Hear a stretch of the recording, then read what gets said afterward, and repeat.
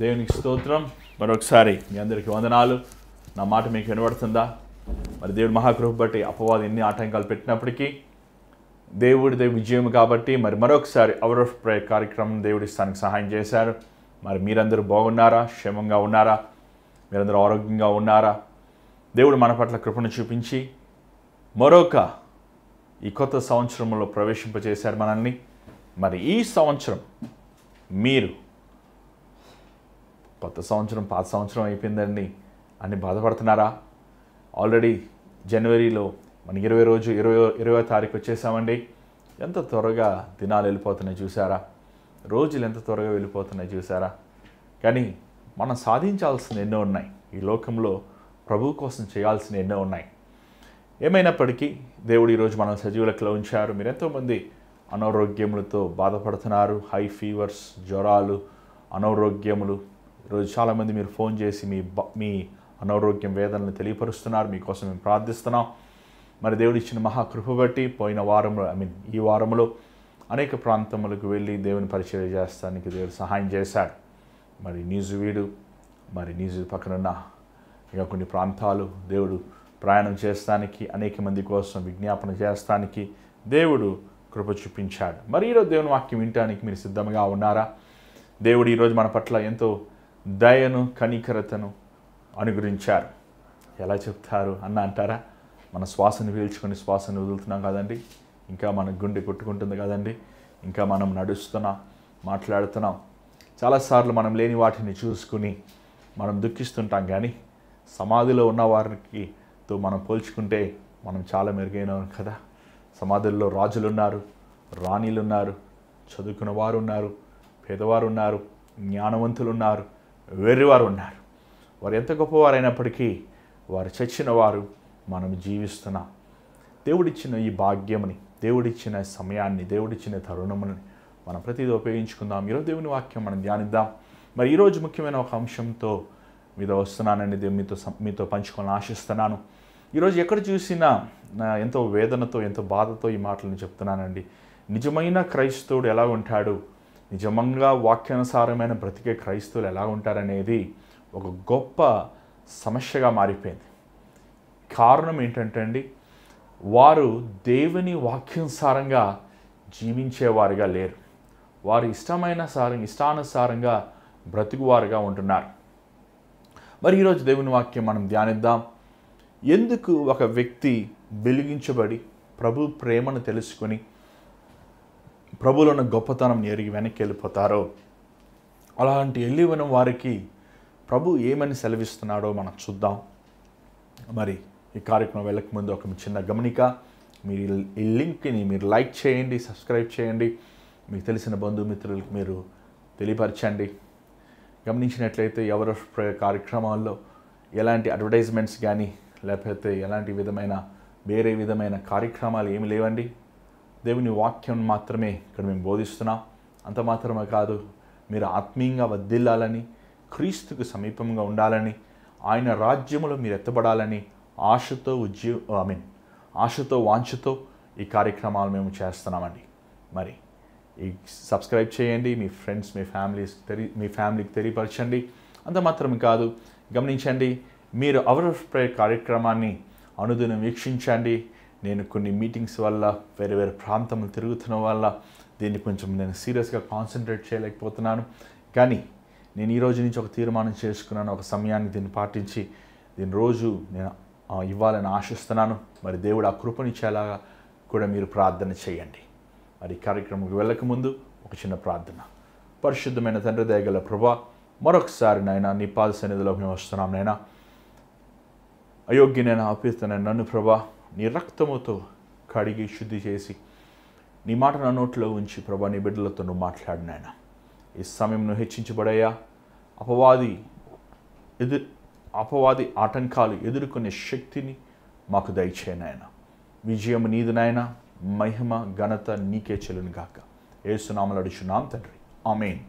మరి ఈరోజు యేసు ప్రభు ఈ పడిపోయే వారి గురించి ఒక మాట చెప్పాడండి. బ్యాక్ స్లైడింగ్ ఏమండి, తెలుగులో ఏమంటామండి? బ్యాక్ స్లైడింగ్ వారిని ఏమండి, వెనక్కి జారిపోయేవారు, ఆత్మీయంగా చల్లారిపోయిన వారు, లేకపోతే భ్రష్టులు అనేది కొంచెం కఠినమైన మాటే, కానీ అది ద లాస్ట్ ఫైనల్ స్టేజ్ అనమాట. భ్రష్టులు, ఆత్మీయ భ్రష్టత్వం, ఏమంటే వాతబేయబడిన హృదయములు అనే మాటలు మనం వాడతాం.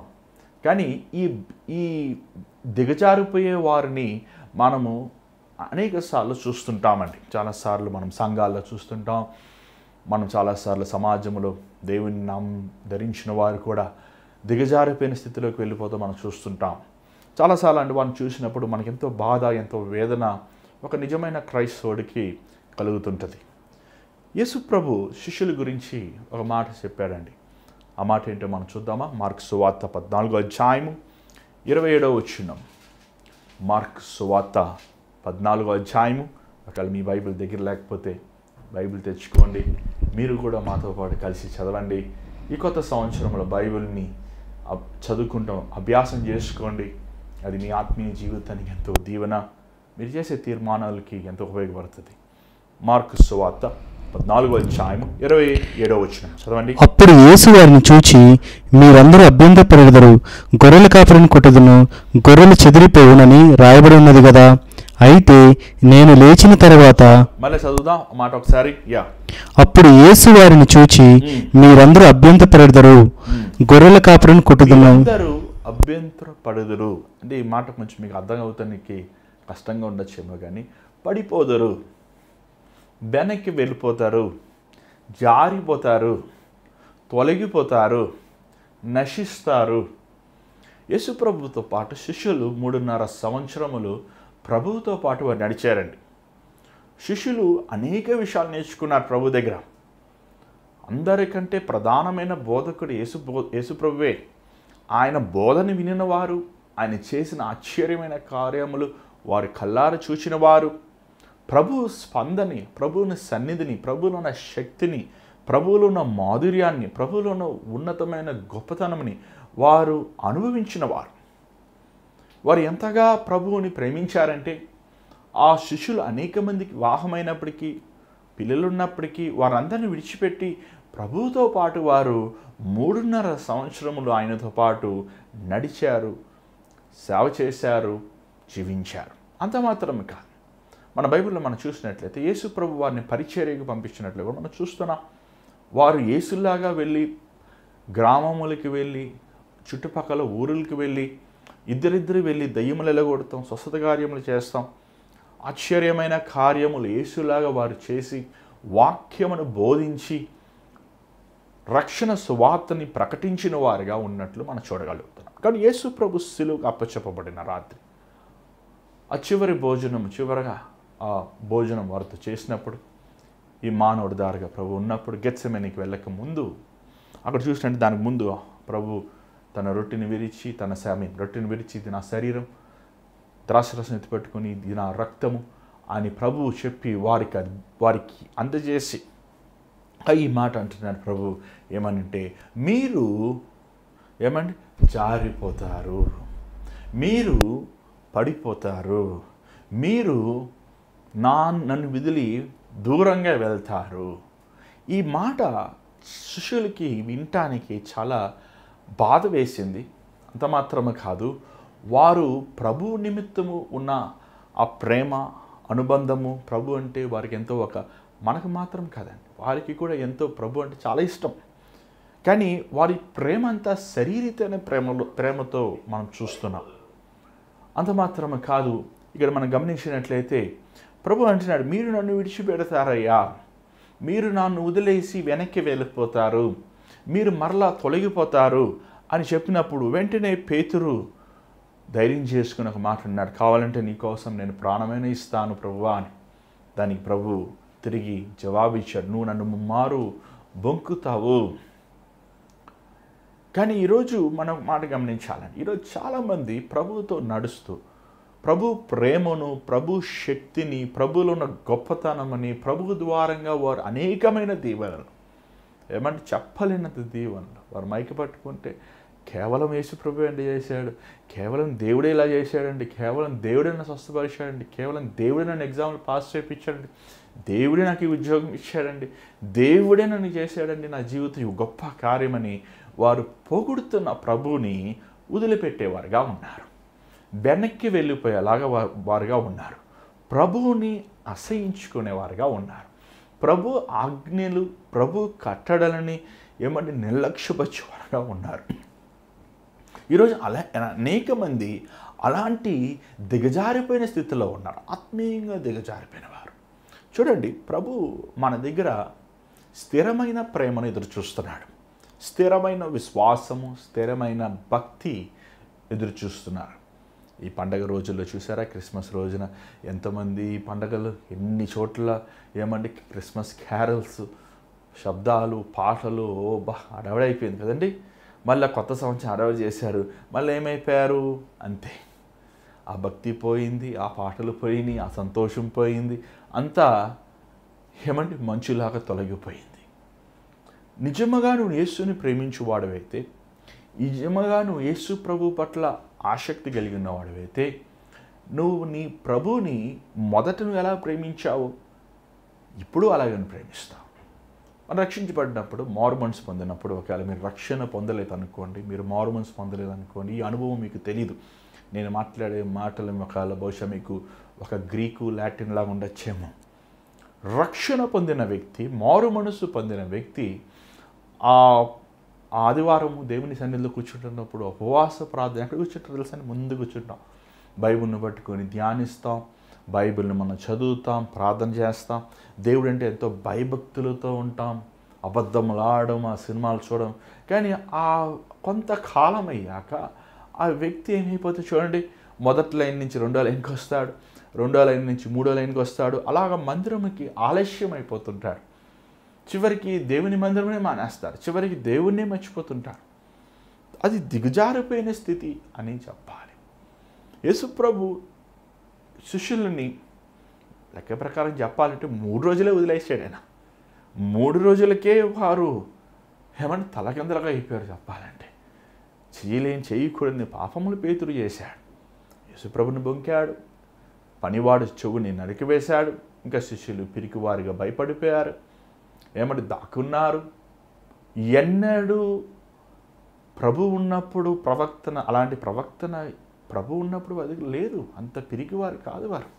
కానీ వారు ప్రభు లేని సమయంలో, లేదా ప్రభుకు దూరమైన సమయంలో ఒక లోకస్తుల కంటే హీనమైన వారు అయిపోయారు. ఈరోజు చాలామంది క్రైస్తవులు ప్రభు కోసము నేను జీవిస్తాను, దేవుని కోసం నేను యథార్థంగా బ్రతుకుతాను, విడిచిపెట్టినవి నేను చేయను, ప్రభువుని నా హృదయపూర్వకంగా నేను నడుస్తాను అని తీర్మానం చేసిన మనము చాలాసార్లు ప్రభువుని మనం వదిలిపెట్టి వేస్తున్నాం.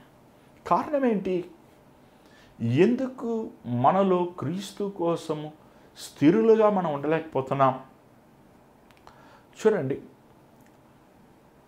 తప్పిపోతాం, లేకపోతే ఆత్మీయ జీవితంలో మన దృష్టి నుంచి తప్పుతాం అనేది చాలాసార్లు అది అందరూ ఒక సమయంలో ఎదుర్కొంటామండి. ఒక్కొక్క విధములో ఒక్కొక్క వ్యక్తి తప్పుతుంటాడు, తన ఆలోచనల్లో, తన మాటలలో, తన ఆశలలో, తన కోరికలలో. ఒక్కొక్క వ్యక్తి తాను దేవుని చిత్తం నుంచి తప్పుకుంటుంటాడు. చాలాసార్లు ఎలాగైతే అపవాది మనల్ని వంచి మోసం చేసి దేవుని మంద నుంచి మనం వేరుపరుస్తాం. చూడండి, అందుకే మనము దేవుని బిడ్డలతో స్నేహం ఉండాలి. నీకంటే ఆత్మీయంగా బలముగా ఉన్నవారు, నీకంటే అధికముగా ప్రార్థించేవారు, నీకంటే అధికముగా దేవుని వాక్యం చదివేవారు, నీకంటే దేవునిని అనేక సంవత్సరము నిలకడగా ఒక మంచి సాక్ష్యం కాపాడుకొని నడిచే వారితో మనం స్నేహం చేయాలి. ఇది చాలా ఇంపార్టెంట్.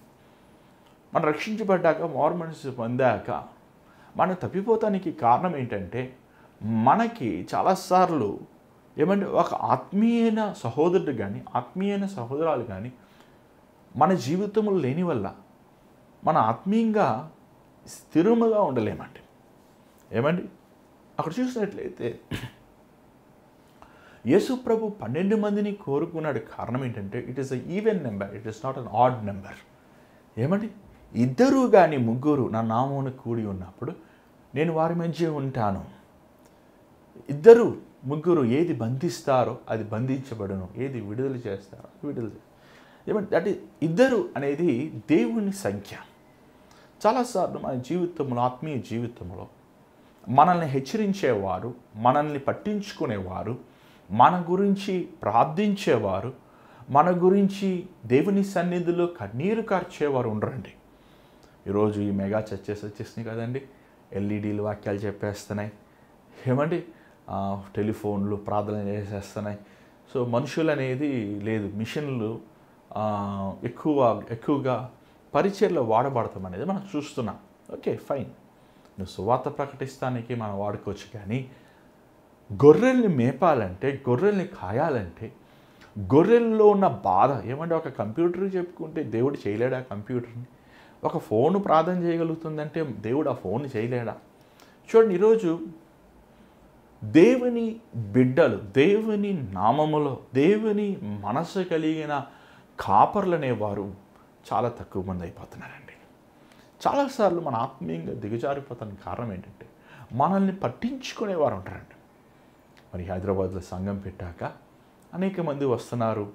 వారందరిని చూస్తున్నప్పుడు వారందరూ ఎట్లా ఉన్నారంటే, కాపరి లేని గొర్రెల్లాగా ఉన్నారు. వారు పాత సంఘములు చెప్పుకుంటే పెద్ద సంఘాలే ఉన్నాయి, కానీ వారిని పట్టించుకునేవారు లేరు, వారి గురించి అక్కర కలిగిన వారు లేరు. ఏమంటే చాలాసార్లు చాలామందిని మనం అంటుంటాం, నేను కూడా ఆ మాట అంటాను, ఏమంటే మీరు ప్రార్థన చేసుకోండి, మీరు బైబిల్ చదువుకోండి, మీరు ప్రార్థన చేసుకోండి, మీరు బైబిల్ చదువుకోండి అనే మాట చెప్తుంటాను. కానీ నేను ఒకటి గమనించాను ఏంటంటే, వారు ప్రార్థన చేసుకోగలిగితే ఎందుకు మన దగ్గరికి ప్రార్థన అడుగుతారు? వారు వాక్యం చదువుకొని విశ్వాసంలో యథార్థముగా ఉండగలిగితే వారెందుకు ఏమండి పక్కవాడి విశ్వాసం మీద ఆధారపడతారు? వారు చేయలేరు, బలహీనులు. బలహీనమైన వారిని బలపరుస్తామే దేవుని ఉద్దేశం. అందుకే మనం గలతీలు రాసిన పత్రిక 6వ అధ్యాయంలో పౌలు ఈ మాటలు అంటున్నారు. ఒకసారి మీరు చూడండి, గలతీ రాసిన పత్రిక 6వ అధ్యాయం 1వ వచనం చదువుదాం. సహోదరులారా, ఒకడు ఏ తప్పిదములోనైనను చిక్కుకుని ఎడల ఆత్మ సంబంధులైన మీరు ప్రతివాడును తాను శోధింపబడదు నేమోనని తన విషయంలో చూచుకొనుచు సాత్వికమైన మనస్సుతో అట్టివానిని మంచి దారికి తీసుకొని రావాలను. ఇప్పుడు ఈరోజు సంఘంలో మనం చూసే విమర్శను మనం చూస్తున్నామండి. ఇప్పుడు వారు సరిలేరండి, వీరు సరిలేరండి, ఆమె సరిలేదండి అని మనం చాలాసార్లు మనం ఇతరులతో పుకార్లు చెప్తుంటాం. మరి నన్ను దేవుని కృప బట్టి అనేక సంఘాలు పిలుస్తుంటారండి. ఆ పిలుస్తున్నప్పుడు ఆ సంఘములో వ్యత్యాసమైన కమిటీస్ ఉంటుంటారు. ఒక కమిటీ వారు వస్తారు, వారు దండేస్తారు, వారు వందనాలు చెప్తారు. ఇంకొక కమిటీ వారు వస్తారు, వందనాలు చెప్తారు. ఏమంటే చాలాసార్లు గమనించాను ఏంటంటే, ఒక పార్టీ వారు ఇంకొక పార్టీని దూషిస్తూ మాట్లాడుతుంటారు, ఇంకొక పార్టీ వారు ఇంకొక వ్యక్తి, అంటే వారు దూషిస్తూ మేము మంచివారమండి, వారు చెడ్డవారు అని వారు గొప్పతనం అని చెప్పుకుంటుంటారు. చూడండి, మనం సంఘములో ఉన్నప్పుడు, క్రీస్తు సంఘములో మనం భాగముగా ఉన్నాం. ఒక వ్యక్తి బలహీనమైనప్పుడు, ఆత్మీయంగా దిగజారినప్పుడు, వెనక్కి వెళ్తున్నప్పుడు ఆ వ్యక్తిని మనము ప్రేమతో, ఇది చాలా ముఖ్యమండి, ప్రేమతో నువ్వు హెచ్చరించాలి.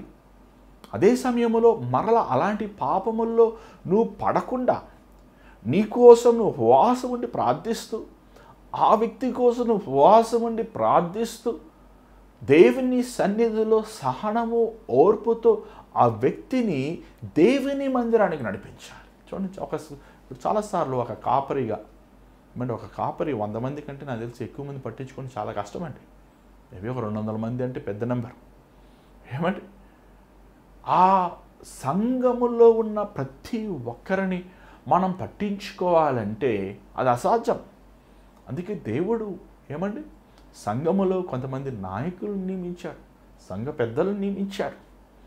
సంఘములో ఉన్న పెద్దలు పెత్తనం చేస్తాం కాదు కానీ, సంఘములో ఉన్న పెద్దలు డబ్బుల దగ్గర దోచుకుంటాం కాదు కానీ, సంఘములో ఉన్నవారు బలహీనమైన వారి కోసం, కృంగిన వారి కోసం, దేవుని మార్గము నుంచి తొలగిన వారి కోసం ఉపవాసం ఉండి ప్రార్థించాలి. ఇంకొకటి, దేవుడు మీకు ఇచ్చిన కాపరి. ఏమండి ఈరోజు కాపరి అనేది దేవుడు నియమించేది, మనుషులు నియమించేది కాదు. దేవుడు తన సంఘము మీద తన కాపరిని నియమిస్తాడు. ఆ కాపరి దగ్గరికి తీసుకువెళ్ళాలి. ఆ కాపరికి ఆదిన్యములో మనము ఆ వ్యక్తి కోసము దేవుని సన్నిధిలో మొరపెట్టాలి. అది చాలా ముఖ్యమండి. ఈరోజు దిగజారిపోయిన వారు సంఘములో అనేక మంది ఉండడానికి కారణం ఏంటంటే వారిని పట్టించుకునేవారు లేరు, వారి గురించి దేవుని సన్నిధి రోధించేవారు లేరు. చాలాసార్లు చాలా సంఘాలను చూస్తానండి. ఆ సంఘ పునాది వేసిన వ్యక్తి ఎంతో కన్నీటితో సంఘాన్ని కడతాడండి. వారు వృద్ధాప్యం అయిపోయిన వెంటనే వారు కొంతసార్లు వారి పిల్లలు కానీ, లేకపోతే ఆ ప్రాంతంలో ఉన్న కొంతమంది సేవకులు కానీ, లేకపోతే కొంతమంది నాయకులు, సంఘ పెద్దలు కానీ అదే భారం ఉండదండి వారికి. ఆ కాపరికి, ఆ పునాది వేసిన వ్యక్తికి ఉన్న మనసుతో సంఘములు ఉన్న వారిని పట్టించుకోరు. చూడండి, ఒక వ్యక్తి మందిరంకి వస్తున్నప్పుడు ఆ వ్యక్తిలో మనం లోపములు చూస్తున్నప్పుడు ఆ వ్యక్తిలో ఉన్న లోపములు మనం దూషిస్తాం వల్ల ఏం ప్రయోజనం? నువ్వు తాగిపోతువి, నువ్వు వ్యభిచారివి, నువ్వు ఈ తప్పు చేసావు, నువ్వు ఫలానా తప్పు చేసావు అని నువ్వు కూడా ఇతరుల వల్ల తీర్పు తీరుస్తావు వల్ల ఏం ప్రయోజనం? నువ్వు నిజంగా అతను మారాలని ఆశిస్తే, అతను దేవుని సన్నిధిలోకి రావాలి, దేవునిలో అతను బలపడాలని ఉద్దేశిస్తే అతని కోసము మనము వారి కోసం మనం ప్రార్థన చేయాలి. ప్రార్థన చేయకుండా ఒక దేవుని సేవకుడు అన్నాడు, నేను ఏ మనుషుల కోసం ప్రార్థించినో ఆ మనుషుల కోసం నేను బోధిస్తానికి నాకు అర్హత లేదని. 100% వాస్తవమండి. మనం ప్రజల కోసము ప్రజలకి దేవుని వాక్యాన్ని చెప్పాల్సినప్పుడు దేవుని మనసు కలిగి మనం చెప్పాలి. యేసు ప్రభు అయితే ఎలాగ వ్యక్తితో మాట్లాడతాడు? ఎక్కడైనా బైబిల్లో మనం చూస్తున్నామండి. ఆ వ్యభిచారములో పట్టబడిన స్త్రీ యేసు ప్రభు దగ్గరికి తీసుకొచ్చినప్పుడు ఆ 7 దయ్యములు పట్టిన ఆ పాపత్మురాలు ప్రభు దగ్గరికి వచ్చినప్పుడు, ఆ పాపము చేసిన కుష్ఠరోగి యేసు ప్రభు దగ్గరికి వచ్చినప్పుడు ఎక్కడండి యేసు ప్రభు వారిని తిట్టాడా? వారిని తీర్పు తీర్చాడా? 38 సంవత్సరములు ఆ బెతెస్దా కోనేరు దగ్గర పడిన పక్షవార్తిని దేవుడు ఎప్పుడైనా తీర్పు తీర్చాడా? లేదు కదా. తననేం ప్రేమించాడు, క్షమించాడు, సహించాడు. వారి పాపముని ఆయన తీసుకుని ఆయనలో ఉన్న సమాధానముని, ఆయనలో ఉన్న స్వస్థతని వారికి ఇచ్చాడు. సంఘములో ఉన్నవారు సంఘముని బలపరచాలి, సంఘముని స్థిరపరచాలని ఆశించేవారు అలాంటి మనస్తత్వం ఉండాలండి. ఈరోజు సంఘ పునాదులు గట్టిగా అయినప్పటికీ ఆ సంఘం మీద కట్టిన ఆత్మలు స్థిరముగా లేవండి. దానివల్ల ఏమవుతుంది చెప్పండి? అది ఎంత పెద్ద బిల్డింగ్ అయినప్పటికీ, పునాది గట్టిగా ఉన్నప్పటికీ, పునాది మీద వేసిన సమస్తమైనవి కూలిపోతాయి. కారణం ఏంటంటే అది ప్రేమతో కట్టబడలేదు. మా నాన్నగారు 52 సంవత్సరాలు సేవ చేశారు. వారు పునాది వేశారు. నాకు నేనేం చేయాలి? ఏ పునాదులైతే ప్రేమ, ప్రార్థన, పరిశుద్ధత ఆ విరిగిన మనస్సుతోనే ఆయన ఇచ్చిన పనిని దేవుడు ఇచ్చిన పని ఆబ్వియస్లీ ఒక విజన్, ఒక పర్పస్, ఆ విజన్తోనే యేసు ప్రభు సంఘం, నా సంఘం లేదు మీ సంఘం అని కాదు, ఆత్మలు ఎక్కడ ఉంటుంది? ప్రభు సంఘం. వారిని మనం నడిపించాలి, వారిని మనం బలపరచాలి, వారిని అదే ప్రేమతో అదే భారముతో నడిపించాలి అనేదే ఒక ఉద్దేశం ఉండాలి. ఇంకోటి మనం చూసినట్లయితే చాలాసార్లు వీరు తప్పిపోతానికి కారణం ఏంటంటే తోడేలులు సంఘంలో ప్రవేశిస్తుంటాయి. అబద్ధ బోధ. చూడండి, మన పిల్లలు ఉంటారు, చిన్నపిల్లలకి వారికి ఏది మంచి ఏది చెడు అని గ్రహించుకునే అవగాహన ఉంటుందా? ఎవరైనా ఒక వాళ్ళు చాక్లెట్ ఇచ్చినట్టు వెంటనే దాన్ని తీసేసుకుంటారు. వారికి తెలియదు ఆ చాక్లెట్లు మత్తుందో, లేకపోతే అది నా హాని చేస్తారన్నారో, లేకపోతే నన్ను వారు ఆ చాక్లెట్ ఇచ్చి నన్ను కిడ్నాప్ చేస్తున్నారేమో అనే గ్రహించుకునే మనసు ఉండదు. అదే ఒక పెద్ద వ్యక్తి ఎవరైనా ఏదైనా ఇస్తే ఏమంటారంటే కొంచెం ఆలోచిస్తారు. ఎందుకు ఇస్తున్నాడు ఈయన నాకు, ఎందుకు నన్ను కాపాడుతున్నాడు?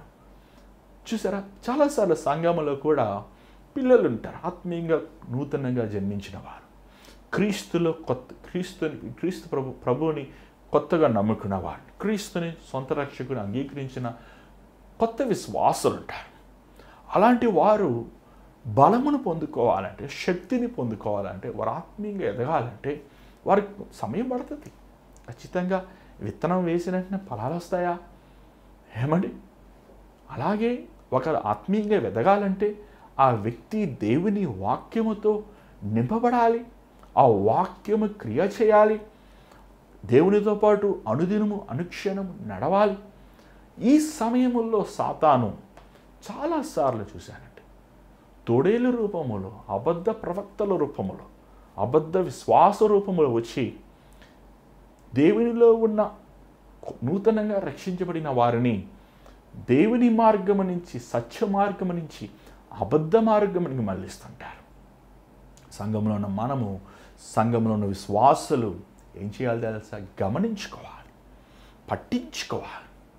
ఈరోజు విచారం ఏంటంటే, క్రైస్తవులని చెప్పబడుతున్న వారే, ప్రభువుని ఎరిగి అనేక సంవత్సరాలు దేవునితో నడుస్తున్న వారే దేవుని వాక్యముని చదవని వారుగా ఉన్నారండి. ఒక బోధకుడు వాక్యం ప్రకటిస్తున్నప్పుడు, వారి హృదయ స్థితిలో ఉన్నవి రహస్యములు బయటపెడుతున్నప్పుడు, వారి హృదయములు ఉన్న అవిధేయతలు బయటపెడుతున్నప్పుడు వారు ఏమంటున్నారు తెలుసా? ఈరోజు చాలా సంఘాలు, మాకు ఇలాంటి బోధకులు వద్దయ్యా, మాకు ఆశీర్వదించే బోధకులు కావాలి, మా తప్పులు ఎత్తి చూపించే బోధకులు మాకు వద్దు. నువ్వు క్రీస్తుతో పాటు నడిచేవాడవైతే, నువ్వు క్రీస్తుతో పాటు ఎదిగేవాడవైతే, నీ అడుగుజాడలు ప్రభు నడిచినట్టు నడిచేవాడవైతే నువ్వేమిటి తెలుసా? ప్రేమిస్తావు, సత్యాన్ని ప్రేమిస్తావు, యథార్థతని ప్రేమిస్తావు. నువ్వు మందిరానికి వెళ్ళినప్పుడు, కళ్ళు మూసుకున్నప్పుడు, ప్రభా నాలో ఉన్న లోపంలో ఏంటో చెప్పు నాయనా, నన్ను ఇంకను విరగొట్టయ్యా, ఇంకను నలగొట్టు నాయనా, నాలో ఉన్న ఆయాసమైన మార్గములు తొలగించు ప్రభా అని నువ్వు దేవుని సన్నిధిలో నువ్వు పరీక్షించుకుంటావు. చూడండి, ఒక వ్యక్తి ఒకే రోజు జారిపోడండి, ఒక వ్యక్తి ఒకే రోజు భ్రష్టత్వములకు వెళ్ళిపోడు, ఒక వ్యక్తి ఒకే రోజు దేవుని చిత్తం నుంచి తొలగిపోడు. అంచులంచులుగా అంటే ఉపవాస ప్రార్థన మానేస్తారు, ఆదివారం మందిరం మానేస్తారు, ఏమండి చిన్న ఏమండి రోజు బైబిల్ చదువుకుంటాం, ప్రార్థన చేసుకుంటే చిన్న విషయమే కదండి. ఇలాంటి విషయాలు కూడా వారు చెయ్యరు. దేవుని సన్నిధిలో వారు ఏమంటే ఉన్నారు, దేవుడు నన్ను చూస్తున్నాడు అనే భయభక్తులు వారికి ఉండదు, సత్యమును మాట్లాడలేరు. ఇలాంటి ఈ పాపం అంతేనండి, అపవాది తంత్రం అదే. మొదటగా అంచులుగా మనల్ని తీసివేస్తాడు. దేవుని మందిరానికి మనం ఎందుకు వెళ్ళాలంటే, దేవుని మందిరము మనం ఇలా తొలగిపోయినప్పుడు, లేకపోతే దేవుని మార్గం తొలగిపోయినప్పుడు మనం సరిచేసుకుంటానికి, సరిదిద్దుకుంటానికి, మన అతిక్రమములు, మన దోషములు ఒప్పుకుంటానికి, మరొకసారి పరిశుద్ధాత్మతో నింపబడి ఉజ్జీవించబడటానికి ఒక అవకాశం అండి, ఒక తరుణం అది. ఈరోజు చాలామంది ఇలాంటి అవకాశాన్ని పోగొట్టుకుంటున్నారు. యేసు ప్రభు ఒక ఉపమానం సెలవిచ్చాడు, విత్తువాడు ఉపమానం.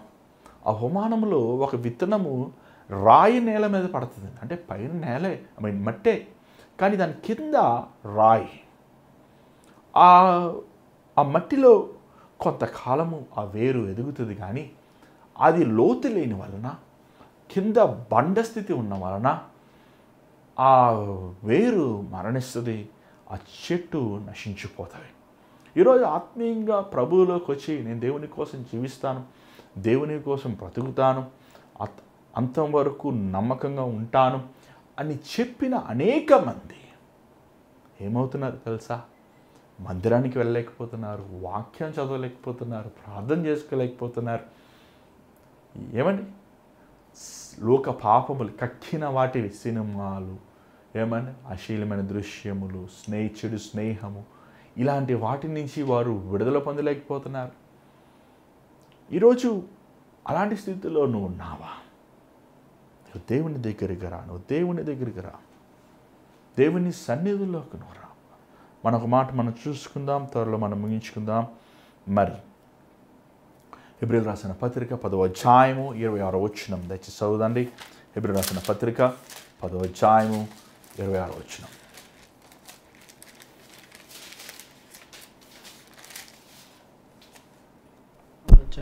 26 వచనం చదవండి.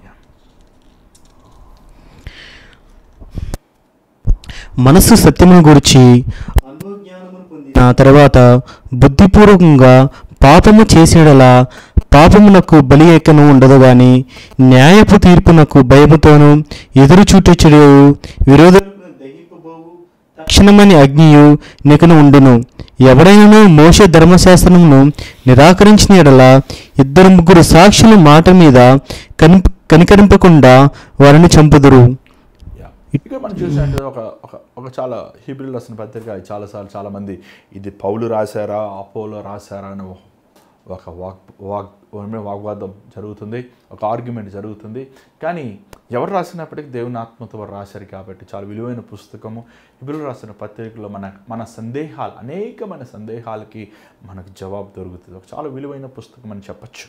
హీబ్రూలు రాసిన పత్రికలో మనం చూస్తున్నాం, ఎవరైనా మరలా సత్యముని ఎరిగి సువార్తని ఎరిగి దేవుని యేసుప్రభు ప్రసంగము ఎరిగి రక్షణ మార్గమును తెలుసుకుని దేవునిలో ఉన్న మాధుర్యముని ప్రేమను వారు గ్రహించుకుని మరలా వారు పాపము చేస్తే, ఈరోజు ఒక మాట చెప్పాలని ఆశిస్తున్నానండి. ఈరోజు సంఘంలో వచ్చిన ప్రతి ఒక్కరు వారు వారం రోజులు లేదా 5 రోజులు ఉపవాస ప్రార్థన పెట్టుకోండి సార్. 5 రోజులు, ఈ 5 రోజులు మీరు దేవునికి ఇష్టమైనట్లు జీవిస్తున్నారా? ఈరోజు రక్షించబడిన వారు, బాప్తిసం పొందిన వారు, ప్రభు బలిలో పాలు పొందుతున్న వారు, నేను పరిశుద్ధాత్మతో నింపబడ్డానని చెప్పేవారు చేసే కార్యాలు ఎంత భయంకరంగా ఉన్నాయి. దేవుడంటే గౌరవం లేని వారుగా, దేవుడంటే ప్రేమ లేని వారుగా. ఈ హైదరాబాద్ ప్రాంతం వచ్చాక నాకు చాలా ఒక విషయం చాలా ఆశ్చర్యం వేసిందండి. మరి మేము చెన్నైలో ప్రాంతంలో ఉన్నప్పుడు మా నాన్నగారి సంఘంలో దెయ్యములు పెడతాం, దెయ్యాలు ఎల్లగొడతాం అనేది మేము చూస్తుంటాం. దేవుడు ఎరగిన వారితో దేవుడిని ఎరగిన వారికి అది జనరల్గా అలాంటి పరిస్థితులు కలుగుతాం, అది సర్వసాధారణమైన. కానీ హైదరాబాద్ ప్రాంతానికి వచ్చిన ఒక పెద్ద సంఘాలండి, 30 సంవత్సరాల క్రైస్తవులు, 40 సంవత్సరాల క్రైస్తవులు, పితరుల నుంచి క్రైస్తవులు, కుటుంబం, భయంకరమైన దయ్యాలు. యేసుప్రభు నమ్ముకున్నాను అంటున్నారు, దేవుని మందిరానికి వెళ్తానని అంటున్నారు, కానీ భయంకరమైన అపవాది దుర్మార్గముతో వారు చీకటి సంబంధమైన వాటితో నింపి ఉన్నారు. కారణం ఏంటి?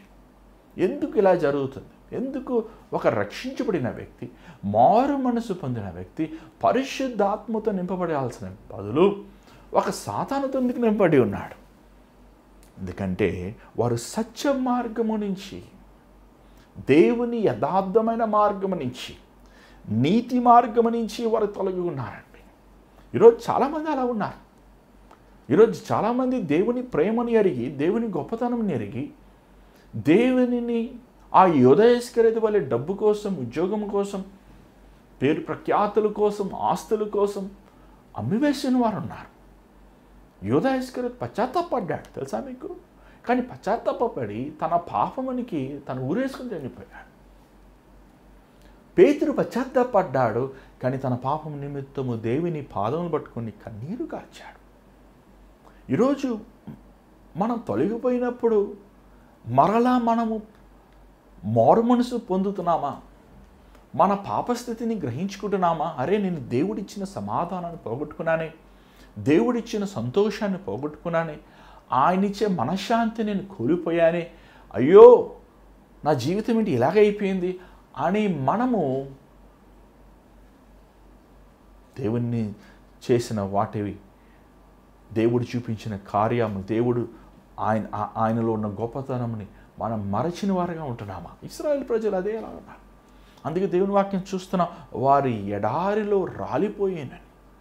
చూడండి, ఈరోజు ఎరిగి పాపం. అందుకే బైబిల్లో మాట ఉంది, చూసినట్లయితే 31వ అధ్యాయం చదవండి దయచేసి. 31వ అధ్యాయం చదవండి. హీబ్రూయులకు రాసిన పత్రిక.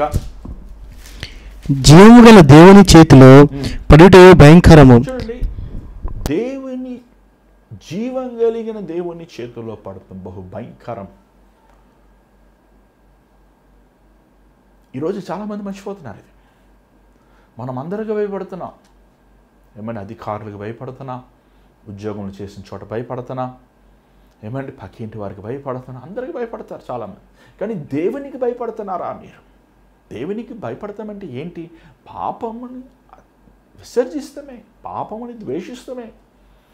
ఈరోజు చాలామంది కక్కిన వాటిని, విడిచిపెట్టిన వాటిని వారు మరలా చేస్తున్నారు. ఇప్పుడు మనకి సమయం లేదు, మీరు 2 పేతురు గ్రంథంలో చూడొచ్చు.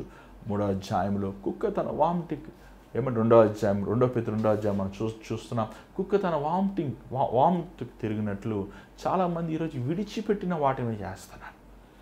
వారిని జారిపోయిన వారు, దిగజారిపోయిన వారు ఆత్మీయన భ్రష్టులు అంటున్నారు.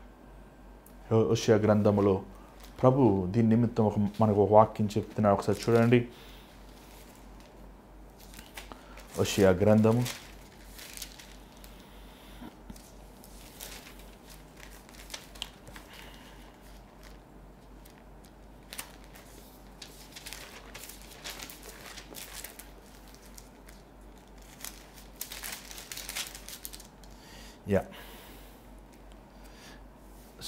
'ఇర్మియా గ్రంథము 3వ అధ్యాయము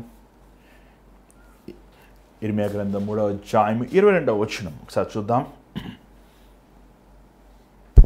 భ్రష్టులైన బిడ్డలారా, తిరిగి రండి, మీ అవిశ్వాసమును నేను బాగు చేసేదను.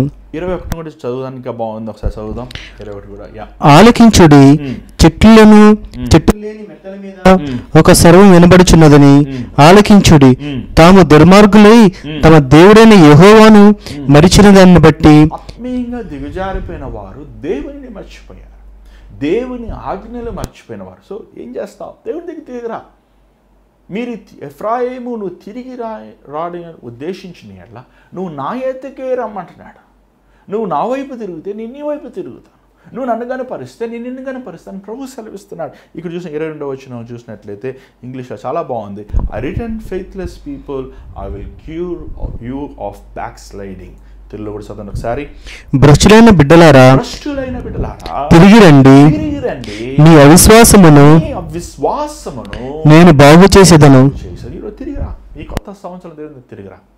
ఈరోజు ఆత్మీయంగా నువ్వు బలంగా ఉన్నావా? నువ్వు క్రీస్తు ఆజ్ఞల ప్రకారం, సత్య వాక్యం ప్రకారం నువ్వు జీవిస్తున్నావా? నీకు తెలుసు. నీకు తెలియదేముంది? దేవుడికి ఏది ఇష్టమో నీకు తెలియదా? నీకు తెలుసు. ఈరోజు చాలామంది క్రైస్తవులు దేవునికి ఏది ఇష్టమో తెలిసి మరలా వారు పాపం చేస్తారు, మరలా దుర్మార్గమైన కార్యముని కొనసాగుతాం. ఈరోజు మీరు అలాంటి స్థితిలో ఉన్నారా? పశ్చాత్తాపడండి, సరిచేయబడండి, దేవుని దగ్గర ఒప్పుకోండి. మీ పాప కార్యం దేవుని విడిచిపెట్టండి, కన్నీటితో ఒప్పుకోండి. మన పేతురు మనం చూస్తున్నాం, మారు వంకాడు పేతురు. కానీ పేతురు చూసినట్లయితే క్రీస్తు కోసం తలకిందలకు అతసాక్షి. కారణం ఆ పెంతెకొస్తు దినమున పరిశుద్ధాత్ముడు వారి మీదకి వచ్చినప్పుడు. అందుకే ప్రభువా మీరు శక్తిని పొందుకుంటారు. ఎందుకు శక్తి? పాపము చేయకుండా, వెనక్కి వెళ్ళకుండా, వద్దనివి మరలా చేయకుండా, క్రీస్తు కోసము యథార్థముగా, పరిశుద్ధులుగా, నీతిమంతులుగా ఆయన కోసం చివరి శ్వాస వరకు జీవించేది నిజమైన ప్రభు ఇచ్చే శక్తి అండి. ఆ శక్తిని పొందుకున్నావా? లేకపోతే ఈరోజు దేవుని అడుగు.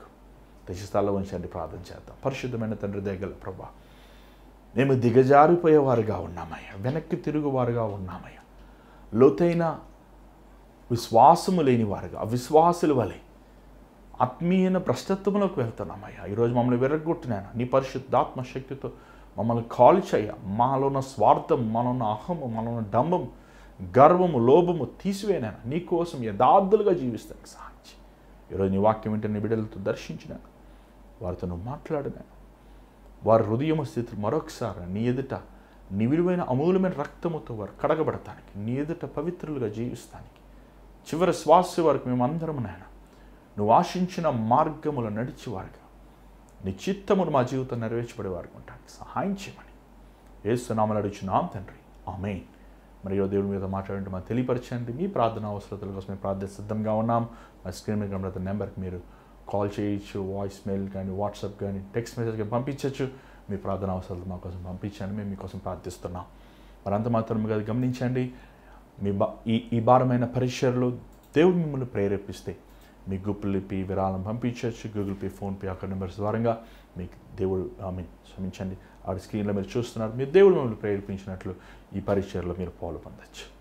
ఇంకో ముఖ్యమైన గమనిక, ఈ ఆదివారము సండే సర్వీస్ హైదరాబాద్లో షేక్పేట్ అనే స్థలములో డామినోస్ పిజ్జా, మీరు గూగుల్లో డామినోస్ పిజ్జా షేక్పేట్ అనుకుంటే ఆ లొకేషన్ వస్తుందండి. 5వ ఫ్లోర్ 5th ఫ్లోర్లో ఒక బ్యాంక్వెట్ ఏసీ హాల్లో ఆదివారం ఆరాధన జరుగుతుంది.